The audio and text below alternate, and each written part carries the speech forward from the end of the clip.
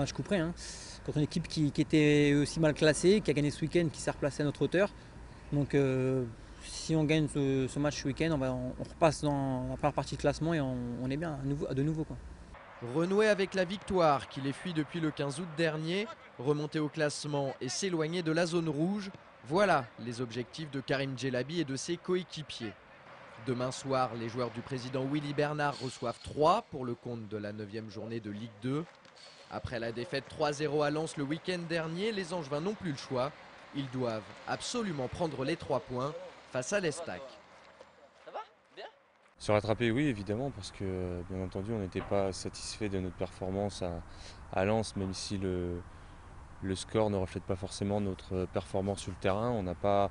On a vu avec les images après qu'on n'avait pas été si mauvais que ça. On a pris des buts malheureusement sur des petites erreurs d'inattention. Donc oui, effectivement, on a à cœur de se racheter contre 3 et de prendre les 3 points qui nous permettraient de repartir de l'avant. Angers et Troyes se sont déjà rencontrés cette saison. C'était le 8 septembre dernier pour le 2e tour de la Coupe de la Ligue. Les Aubois l'avaient emporté in extremis 2-1 grâce à une réalisation de Gaël Sands dans les arrêts de jeu. Alors forcément, il flottera comme un air de revanche lorsque les joueurs entreront sur la pelouse du stade Jean-Bouin. Par rapport à la Coupe de la Ligue, je pense que si à la mi-temps on rentre avec 3-0, il n'y a rien à dire. Après,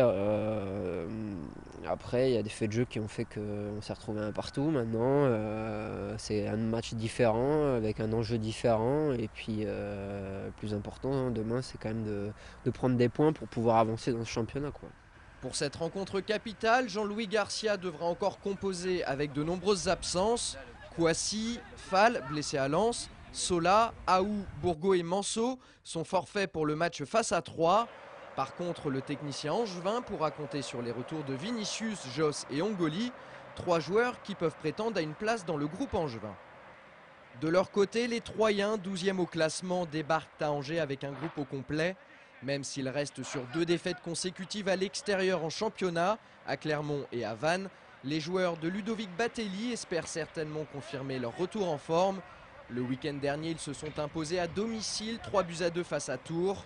Pour rappel, la saison dernière, ils étaient venus prendre les 3 points en Anjou grâce à un succès 1-0.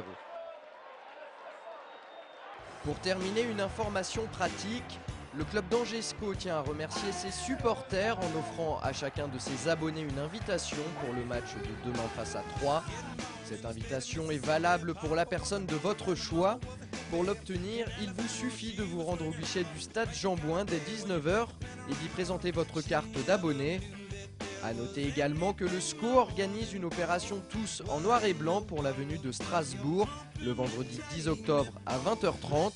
Plus d'infos sur le site d'Angesco, www.angers-sco.fr.